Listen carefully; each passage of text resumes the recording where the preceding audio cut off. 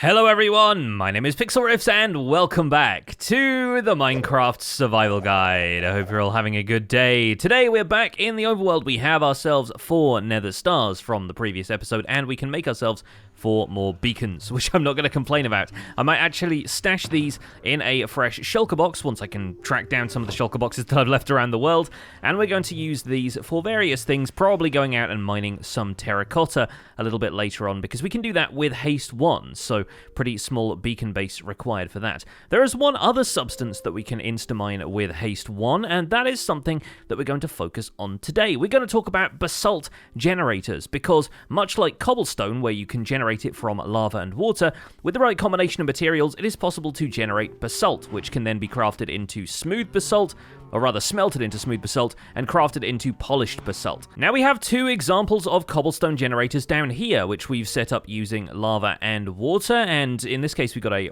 regular stone generator, and on the opposite side over here we have a cobblestone generator that's a little bit more compact, a little bit easier to set up. In order to generate basalt, we need lava, we need soul soil, which can be found in Soul Sand Valley biomes, and we will need some blue ice, for which we're going to go back to the frozen ocean biome. And this time we're not going to worry as much about tracking down the individual blocks of blue ice, even though I've spotted a couple of them there. Instead, we're going to get some packed ice out of the nearest iceberg, and we're going to craft this into blue ice in a 3x3. Because packed ice, as the name suggests, can be packed down from regular ice, and packed ice can be compressed even further to get blue ice. Now, typically I don't bother with these crafting recipes all that much. As I noted in that video, it basically requires 81 ice blocks, which are the only ones that you can farm renewably, to pack down first into packed ice, and then from there into blue ice. You need 9 blocks of ice to make 1 packed ice, you need 9 blocks of packed ice to make 1 blue ice. So I don't tend to go the crafting route all that often when it comes to blue ice. However, we'll only need a couple of blocks of it for this episode, so I don't mind sacrificing a bit of the packed ice from around here in order to do it. And you know what, just so we've got an extra supply, I might grab a couple of blocks from the base of this iceberg as well. So yeah, having said I was just going to grab a couple of blocks of it, we had ended up with more than a stack, but I'm fine with that. Blue ice is really, really useful, especially for more of those ice boat roads, and for what we need today, we'll only need a couple of blocks, but who knows how much of this we might want to do in future. Now, in order to discuss basalt generation, let's briefly remind ourselves of the mechanics of cobblestone generators, just because it's kind of nice to revise this stuff every so often. With cobblestone generators, flowing water meeting flowing lava provides cobblestone. When it comes to stone generators, though, flowing lava meeting a water source provides natural stone. In the case of basalt generators, though, lava, either stationary or flowing over the top of soul soil with an adjacent blue ice block, becomes basalt. And in much the same way that a cobblestone generator works, we can break that piece of basalt and another piece of basalt will form as soon as the lava flows over the top of the soul soil. The other cool thing about this is that the piece of blue ice can be anywhere on the adjacent sides. It doesn't even have to be horizontally adjacent, it can be over the top as well. Let's take out a couple of these and show a couple of quick examples. We can just make a 3-block wide basalt generator like so, and we can even have the blue ice on top of the piece of basalt there, and another piece of basalt will form in its place. So lava flowing between those 2 blocks will cause basalt to form. This allows us to do some really neat stuff with basalt generators. First of all, we're going to make an automatic basalt generator design here. To make this automatic, all we need to do is pop a piston right here. We're going to have an observer detecting a block next to the basalt here, and we're going to use a wall to detect whether or not a basalt block generates here. When a basalt block generates, it's going to change the shape of the wall because the wall is going to connect to the basalt block very briefly. That's going to update the observer, which is going to run a redstone signal along these 2 blocks at the back here and very briefly activate the piston. In order to activate this, all we need to do is break this basalt block here, and then every time the system generates a basalt block, that wall is going to change shape very quickly. It's going to update the observer, which is immediately going to activate the piston, pushing the block away and changing the shape of the wall again. It doesn't activate the observer twice, which makes walls super useful for redstone contraptions like this, and also allows us to create a smart piston setup like that without having to worry about a redstone torch being underneath the block that generates, because we need the soul soil to be there for it to form basalt. Of course, we can just disable this with a lever to activate this piston here, and the whole system becomes something we can activate and deactivate very easily. This is where having another beacon comes in very useful, because as we've covered in previous episodes, we can insta-mine basalt with haste 1. So all we need to do is activate this system. We can just stand at a convenient location, let's say right here.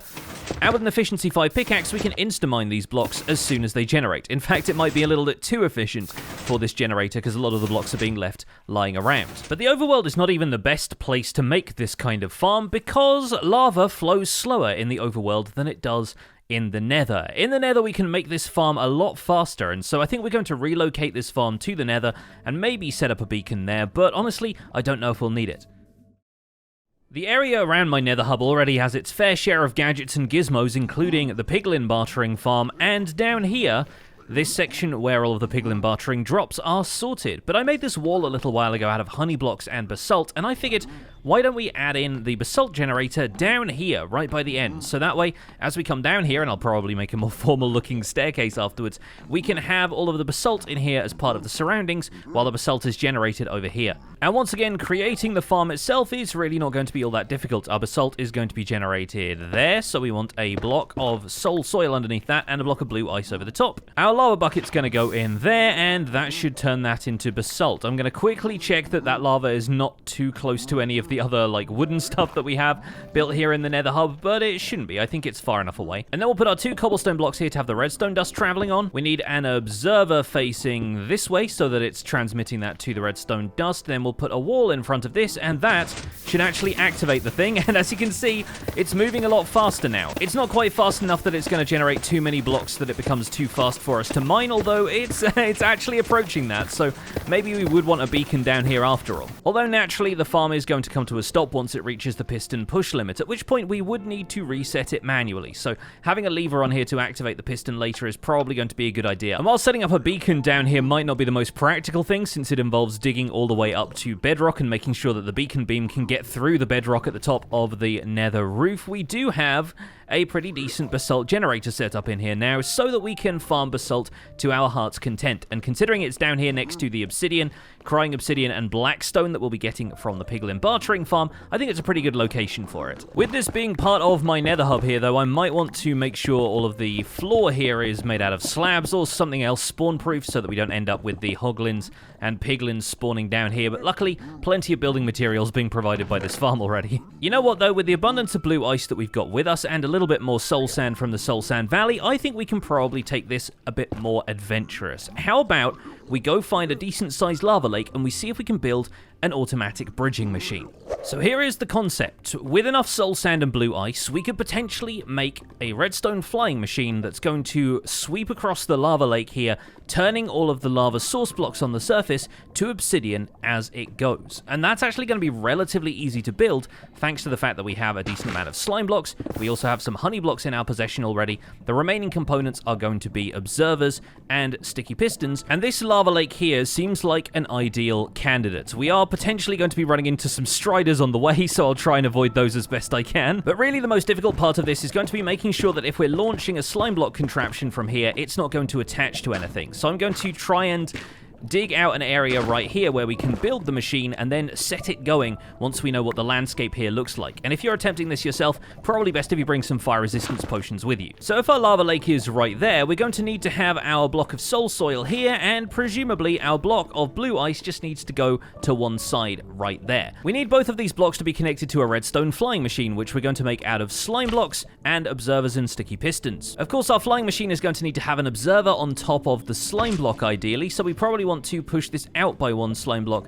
like so, and we'll need to clear out a lot of the blocks around here to make sure that this thing can launch in the first place without bringing half of the landscape with it. But with a sticky piston facing this way, a sticky piston facing this way, and observers facing in towards the pistons like so, need to replace that one to make sure it's facing that way. There we go. This slime block flying machine is ready to launch, and as long as there are blocks cleared out from around the outside of it, we just need to launch the flying machine using this observer, and it will push the blue ice block and the soul sand block across this lava lake, transforming one row of the surface lava blocks into basalt. It is important to make sure that none of the blocks of the flying machine are going to be behind where the basalt is being generated, because that way the flying machine would start to push the basalt and then it would stop once it reached the piston push limit. So we need to make sure that none of the blocks are going to be behind here, and as you can see, our flying machine is compactly tucked away in a neighboring set of blocks. So now we're going to carve away a couple of blocks of the landscape underneath here just to make sure our flying machine has room to launch, and then if I hop over here and place a torch right there, that should set the whole machine off. And as you can see, whoa, okay, I probably shouldn't jump into the lava like that. It is moving through the lava, creating a trench where the flying machine is removing all of the liquid lava sources, but creating a basalt path as it goes. And this flying machine will go until it reaches the other side where it will stop. And it looks like it has dragged a couple of netherrack blocks along with it, but thankfully the flying machine isn't large enough that that's causing the machine to stop. And this could actually be a really neat way of getting over to our wither skeleton farm if we wanted to create an automatic path out that way. This basalt bridge would be a really cool way to do that. Once it reaches the end, though, it is going to stop because it's going to reach a few netherrack blocks that will actually kind of ground it. And if you want to, you can even send the flying machine back again, because these flying machines are reversible, meaning that they can go in both directions, although it's not going to create any more basalt in this direction, unfortunately. If you've prepared the other side to receive the flying machine, though, it can be a neat way of reclaiming the redstone components that you might otherwise lose in the process, because some of these are kind of precious, especially the blue ice. I don't actually want to lose too many blocks of this because I don't have an ice farm set up to create more of it yet. But what if we want to go bigger than this one wide bridge? Well, I think we might be able to manage that, because of course the slime block flying machine can push a larger area of slime blocks, and we can potentially attach some soul soil to those. Expanding this into a larger flying machine with different modules so that we can push more than 12 blocks at a time, we should be able to create a pretty wide bridge over here. I'm thinking we should probably shoot for 4 blocks wide, but that'll require us to dismantle this flying machine and rebuild it slightly differently, so I think we should give that a go. First of all, we're going to lay out our 4 blocks of soul soil. And remember, these need to travel underneath the top surface of the lava blocks here, or they could be even further down if you want them to be, but your machine is going to have to clear out the top layer of lava for you to have anything to walk on. With 1 block separating them, we need a row of blue ice up here as well, and effectively any lava that's sandwiched between the 2 of these is going to turn into basalt. The arms of our flying machine can be resting behind each of these blocks, although once again we are going to have to make sure that the slime blocks don't attach to any of the netherrack as it exits the station here. But behind this, we're going to set up a couple of regular pistons. We don't need to use sticky pistons this time because we don't need to worry about pulling these slime blocks. They only need to be pushed. Since each of these pistons currently only has 9 blocks attached to it, we could potentially expand this to include 1 more block each, and that will join it onto the side of this basalt bridge here, so we'll end up with a basalt bridge that's actually 6 blocks wide, which is going to look pretty awesome. Joining these 2 pistons, we're going to have a slime block, and that's what the flying machine is going to be pushing. The trick is that this slime block here is going to be powered by an observer that's separate from the flying machine apparatus, and anytime the block in front of this observer gets updated, it's going to push both of those arms forward, converting the basalt before the rest of the contraption gets pushed forward, and that separation is what allows us to set up a flying machine that's going to be pushing more than 12 blocks in front of it. Oh, but wait, we have a problem here, and this is why in my test world I only made these sections 4 blocks wide. It's because this section here is going to potentially catch a basalt block on the edge of those slime blocks, and that's going to drag it along with it, which will eventually stop the flying machine once it generates enough basalt in front of it. So yeah, unfortunately, we are going to have to cut these back down to 4 block sections, but we'll still attach it to the side of this basalt bridge, so we'll have a 5 block wide bridge afterwards. Now we can set up the slime blocks and sticky pistons that are going to be driving this thing. We need to make sure that the side of this is going to be cut out so that it's not going to drag too many other netherrack blocks along with it. We'll set an observer there and an observer on the other side like so, and our flying machine is ready to go. Now, before we actually launch this thing, I have a couple of other tricks up my sleeve. First of all, though, we're going to need to go and grab some fire resistance potions, because I want to make sure that I have some fire resistance for when we need to start clearing out the bed of netherrack under this lava lake to make sure the flying machine isn't going to get caught. Attached to the back of our flying machine here, we're actually going to have another couple of slime slime blocks, and those are going to be supporting another sticky piston, which is going to be driven by an observer up here. This sticky piston here is now going to have to pull a few more blocks with it, but that's fine, because this sticky piston is actually the one that's going to be pulling the next section of the contraption. We've effectively got the plow at the front here, we've got the engine here, and we've got a follow-up at the back. And this follow-up section is going to have another arm of slime blocks that goes all the way across here, and I'm trying to adhere to that 12 block limit on the pistons as much as possible, so it's going to be a little bit tricky to make sure we get this right. Yeah, it's looking like we might need to raise this section up by one more block just to make sure that we've got enough extension on this arm to do what we want to do here. So right now we have 8 slime blocks attached to this. What we want to do is place a sticky piston facing down there and another sticky piston facing down here, basically on either side of our basalt walkway. And then directly above those, we need to clear out a little bit more space because we're going to have observers facing upwards, so the output is down into this slime block here. And once we clear out the block above that observer, which I should be able to do from ground level, like so, you'll notice that triggers the sticky piston. What that's going to be doing is following along behind our slime block flying machine here and pulling up these basalt blocks from the lava lake so they form the outside edges of a walkway. So effectively this whole thing creates a bridge with handrails, with guide rails on the side so that anybody using it doesn't walk off into the lava. That is at least the theory, and I'm hoping that I built the slime block flying machine right so that we can put it into practice. I am going to clear out as many of these blocks as I dare to first, just to make sure that we aren't going to snag on anything when we launch this. And if you ever want to isolate sections of contraptions like this, one really good way to do it is using leaves or melons. We're not using leaves here, of course, because they aren't fireproof. They will potentially burn here and let some more lava through, but melons are a really good resource for this because they won't be pulled by slime blocks. They can only be pushed, and when they are pushed they will break, which means they don't count towards the piston push limit because the piston is not having to do extra work of actually moving them itself. So we can effectively create a launch pad here for our slime block flying machine by isolating all of the surfaces around here with melon. And in doing that, and I'm sure some of you were facepalming in the comments, I just realized why we shouldn't have had the slime blocks up here and up here, because those are going to connect to the basalt blocks when they get pushed along, but that's fine. Because we removed that one block from one end, we can actually have these going down like so. They'll connect to the soul soil and the blue ice underneath as they get pushed, and that will allow them to disconnect completely from the basalt, making sure that they're not going to drag the basalt along with it and stall the flying machine before it even gets going here. Of course, that means even more of the area of the lake bed here in the nether that I've got to make sure is cleared out, since this is now a little deeper, so I think it's probably time to chug a fire resistance potion and go and place some melons.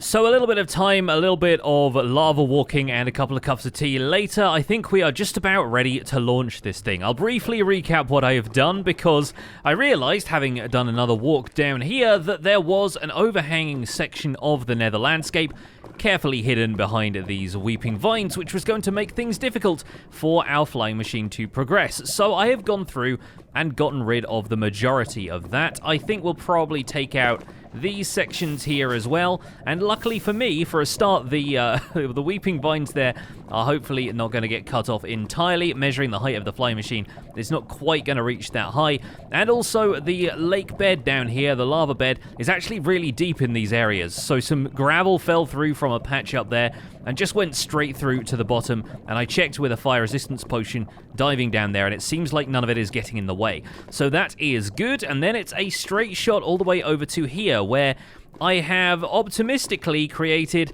a kind of garage door made of melons at the other end. I don't think this is going to be quite wide enough to fit the entire flying machine in, but I thought we'd at least give it our best shot at making sure that some of the flying machine could make it in here, and that way we would end up with a complete basalt bridge all the way across this section of the nether.